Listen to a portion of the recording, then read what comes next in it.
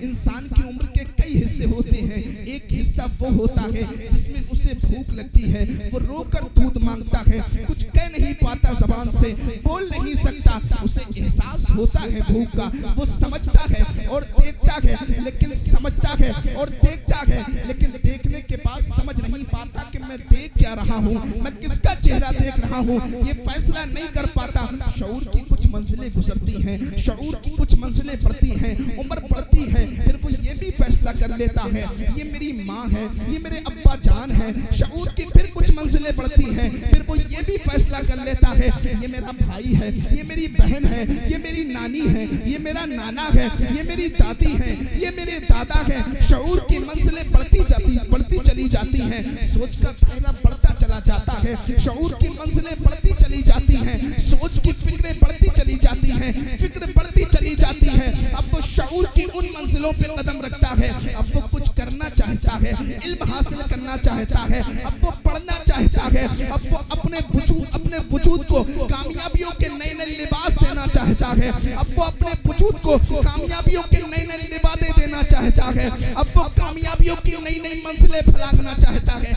ऐसे वक्त में उसके सामने एक फेस होता है, एक चेहरा होता है, एक चेहरा होता है। कोई डॉक्टर बनना चाहता है तो वो अपने सामने अच्छे डॉक्टर का चेहरा रखता है, कोई टीचर बनना चाहता है तो अपने सामने एक अच्छे टीचर का चेहरा रखता है, कोई हजरत मोहतरम साइंटिस्ट बनना चाहता है तो अपने सामने कोई जी शऊर साइंसदान का चेहरा सामने रखता है, कोई अल्लामा बनना चाहता है तो अपने सामने वक़ार जी शऊर अल्लामा का चेहरा रखता है। अब आप अगर मेरी गुफ्तगू को समाप्त कर रहे हैं, अगर समझ में आ रही है तो थोड़ा सा करीब आइए और मोहब्बत से बोल दीजिए सुभान अल्लाह, और मोहब्बत से बोल दीजिए सुभान अल्लाह। हजरात, हमें इंसान भी है, इंसान भी है, और हर इंसान की ख्वाहिश होती है, हर इंसान का ये मिशन होता है कि वो कामयाब हो जाए, हर इंसान चाहता है कि वो कामयाबी हासिल करे, हर इंसान की ये फिक्र होती है कि वो कामयाब बने, हर इंसान का ये मिशन है वो कामयाब हो जाए। हज़रात मोहतरम, जब जब कामयाबियों के तस्वुर सामने आते हैं, जब जब फाइकुल मरामीन की दुल्हनें सज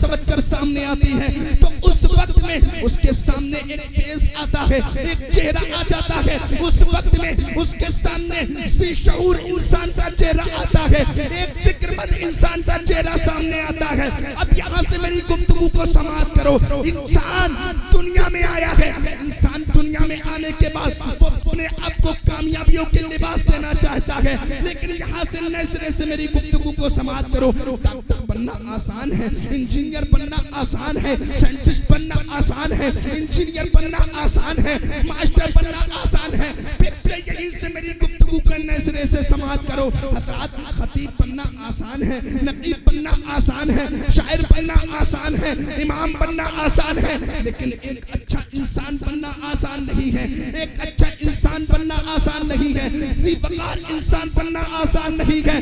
अगर तुझे डॉक्टर बनना है तो डॉक्टर के चेहरे को अपना आइडियल बनाओ, अगर आपको इंजीनियर बनना है तो इंजीनियर के चेहरे को अपना आइडियल बनाओ, आपको एक टीचर बनना है तो किसी टीचर के चेहरे को अपना आइडियल बनाओ। हाँ, अगर तेरे अंदर अच्छे इंसान बनने की सोच होगी, अच्छा इंसान बनना चाहता है, तो सारी कायनात में कोई मेरे मुस्तफा से अच्छा नहीं है। अगर तुझे अच्छा इंसान बनना है तो अब्दुल्ला के बेटे आमना के नूरे नसर मुस्तफा यानी मोहम्मद मुस्तफा के अपना आइडियल बना ले। मेरे मुस्तफा से अच्छा इस दुनिया में कोई इंसान। वाह, नारे तकबीर, नारे रिसालत, नारे गौसियत, मसलके आला हजरत, अज़मते मुस्तफा, शाने मुस्तफा, ख्वाजा का हिंदुस्तान, इटौवे का सुन्नी मुसलमान, जश्न शादी खाना आबादी, हजरत मौलाना कासिम मंजरी साहब किबला, नारे तकबीर जिंदाबाद। अगर अच्छा इंसान बनने की सोच है तो सारी कायनात में अगर कोई अच्छा इंसान है तो वही है जो मक्के में जलवा कर हुआ था, मदीने में हिजरत कर तशरीफ लाया था, वही है जो अब्दुल्ला का बेटा बनकर तशरीफ लाया था, आमना का नूर नजर बनकर तशरीफ लेकर आया था। अब यहाँ से हमें पता ये चला, अगर एक बच्चे को अपना बचपना अच्छा करना है तो मुस्तफा की जिंदगी को देख ले। एक जवान को अपनी जिंदगी को कामयाब बनाना है तो मुस्तफा की जवानी में आ जाए, मुस्तफा की जवानी का वो हिस्सा उठा ले, मुस्तफा की जवानी की वो किताब का फर्क उठा ले कि जिसमें नक्स और कमी की कोई इबारत दाखिल नहीं है। अगर कोई अठेर इंसान अपनी कामयाबी चाहता है, सोचता है कि अगर मैं कामयाब हो जाऊं तो मुस्तफा की जिंदगी को अपनी नजरों के सामने रखो, मुस्तफा की जिंदगी को अपनी नजरों के सामने बसा लो। अगर एक बूढ़ा चाहता है कि मैं कामयाब हो जाऊं, एक बूढ़ा चाहता है कि मैं कामयाब हो जाऊं, मैं कामयाब होकर इस दुनिया से जाऊं, तो मुस्तफा की 63 साल जिंदगी को अपना आइडियल बना ले, कामयाब होकर चले जाएगा। अब कासिम रजा को यहाँ से कहने लेने की इजाजत दीजिए। हजरत अल्लामा दानिश रजा साहिब को अपनी गुफ्तगू के इन हिस्सों पर खींचना चाहता हूँ कि जो इन्होंने अपनी उम्र जो है इमामत के मनसब पर फाइज की है। हजरत जीशान बरकाती साहिब की बालिग नजरी को अपनी गुफ्तगू में खींचना चाहता हूँ। मैं बताना ये चाहता हूँ, अगर तुमको अपनी जिंदगी को संभालना है तो मुस्तफा की जिंदगी को देख लो। अगर तू एक बेटा बनकर अपनी जिंदगी गुजारना चाहता है तो मुस्तफा की जिंदगी को देख ले। अगर तू बाप की हैसियत से जिंदगी गुजारना चाहता है तो आ मुस्तफा की वो जिंदगी देख ले जो मेरे मुस्तफा ने बाप बनकर जिंदगी गुजारी है। एक नाना को कैसी जिंदगी गुजारना चाहिए, अपने नवासों के साथ कैसा रवैया करना चाहिए, चलो मुस्तफा की जिंदगी से पूछते हैं। एक बेटे को कैसी जिंदगी गुजारना चाहिए, चलो अम्मी ताई हलीमा की यहाँ की मेरे मुस्तफा की जिंदगी को देखते हैं। एक बाप को कैसी जिंदगी गुजारना चाहिए, चलो सैयदा फातिमा ज़हरा से मुस्तफा के प्यार का वो फर्क ले लेते हैं कि जिस फर्क में मेरे मुस्तफा ने फातिमा ज़हरा की पेशानी को चूमा था और चूमकर सारी कायनात को बता दिया था, ए दुनिया वालों, बेटी काटने की चीज नहीं होती है, बेटी नहुसत की चीज नहीं होती है, बेटी दफनाने की चीज नहीं होती है, बल्कि मुस्तफा ने अपने सहाबा को ये बता दिया कि जिसकी तीन बेटी है उसने उनकी तरबियत कर दी अच्छी तरीके से, उसने उसे पाला अच्छी तरीके से, फिर उसकी शादी कर दी। फिर मुस्तफा फरमाते हैं कि जिसकी दो बेटी है दोनों की तरबियत कर दी अच्छी तरीके से, फिर उनकी शादी कर दी अच्छी तरीके से। फिर मुस्तफा फरमाते हैं कि जिसकी एक बेटी है उसकी तरबियत की अच्छी तरीके से, फिर उसकी शादी कर दी अच्छी तरीके से। फिर आका फरमाते हैं जिसकी एक बेटी भी नहीं लेकिन बेटियों का ख्याल दिल में अच्छा रखता है, बेटियों का प्यार दिल में रखता है, तो मदीने वाले फरमाते हैं बेटी घर में नहुसत की चीज नहीं है बल्कि बेटी तो जन्नत में ले जाने। क्या बात है, नारे तकबीर, नारे रिसालत, नारे गौसियत, मसलके आला हजरत, अज़मते मुस्तफा, शाने मुस्तफा, नारे तकबीर जिंदाबाद। बेटी जन्नत में ले जाने की चीज है। जरा मोहब्बत से बोलो सुभान अल्लाह, और मोहब्बत से बोलो सुभान अल्लाह। तुम्हें करबला के आकाओं का वास्ता है, जरा मोहब्बत से बोलो सुभान अल्लाह। तुम्हें करबला के आकाओं का सदका मिले, इमाम हुसैन के उस लहू का वास्ता कि जिस लहू के आखिरी कतरे खून ने जब वो जमीन पर गिरा तो इस्लाम के गुलशन को इतना रोशन कर दिया। कोई बंदा तो गौसे आज़म बन गया, कोई बच्चा अबू बकर सिद्दीक बन गया, कोई बच्चा महबूब इलाही बन गया है, तो कोई बंदा बरेली में इमाम अहमद रज़ा। अब जरा मोहब्बत से बोल दो सुभान अल्लाह, मुस्कुरा कर बोल दो सुभान अल्लाह।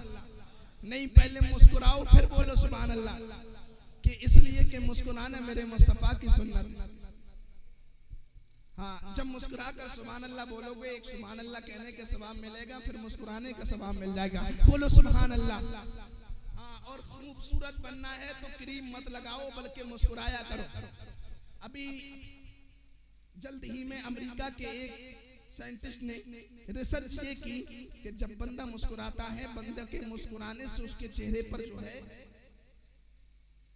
उसका चेहरा अच्छा होने लगता है। उससे पूछा गया क्यों, तो वो कहने लगा कि जब बंदा मुस्कुराता है तो उसके चेहरे में जो है ना कुछ बैक्टीरियंस ऐसे होते हैं कि जब वो मुस्कुराता है तभी वो हरकत में आते हैं, और जब वो हरकत करते हैं तो उसका चेहरा अच्छा होने लगता है।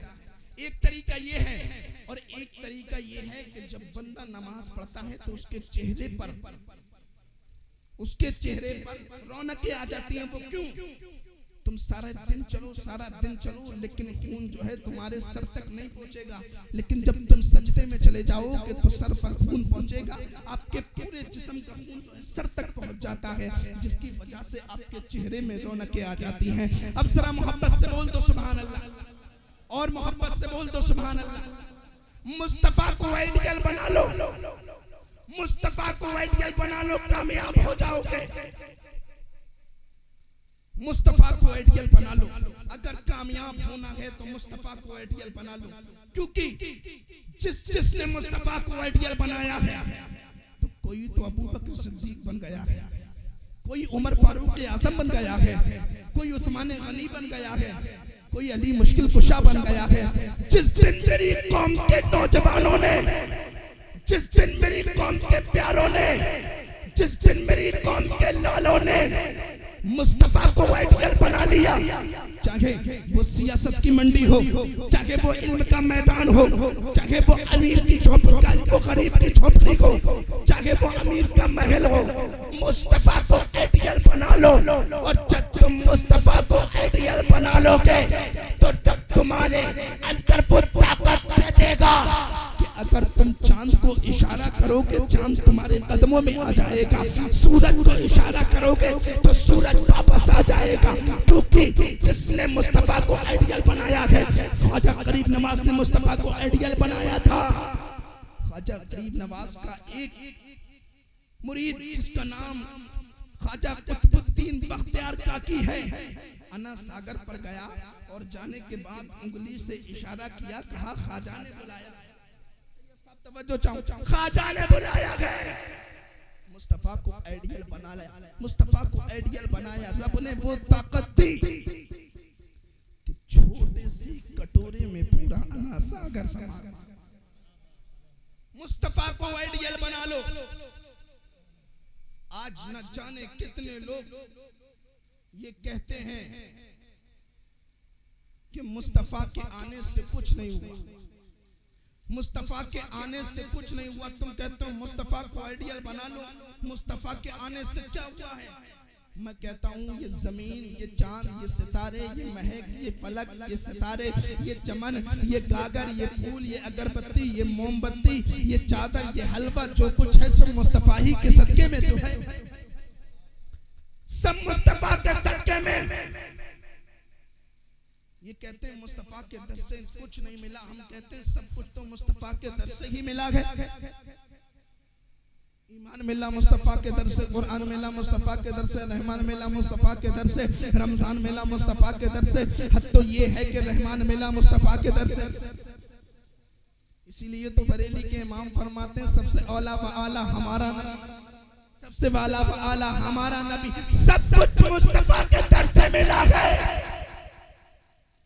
मुस्तफा न थे दुनिया में रोशनी न थी, वो फरमाता ए महबूब मैंने ये आसमान का शामियाना लगाया तुम्हारी आमद के सदके में, जमीन का बिछौना लगाया तुम्हारी आमद के सदके में। ए महबूब ये आसमान में छोटी छोटी लाइटें देख रहे हो, ये आपके सदके में लगाई है। ये कहते कुछ नहीं मिला मुस्तफा के दर से, सुन्नी कहता है मिला है तो मुस्तफा के दर से, मिला है तो मुस्तफा के दर से, मिला है तो मुस्तफा के दर से। ये कहते हैं मुस्तफा के आने से कुछ नहीं हुआ है, हम कहते हैं सब कुछ तो मुस्तफा के आने से हुआ है। मुस्तफा दुनिया में ना आए थे, मुस्तफा दुनिया में ना आए थे तो हाल तो ये था, आदमी 10 फुट का हुआ करता था लेकिन चल पैदा ही लिया था।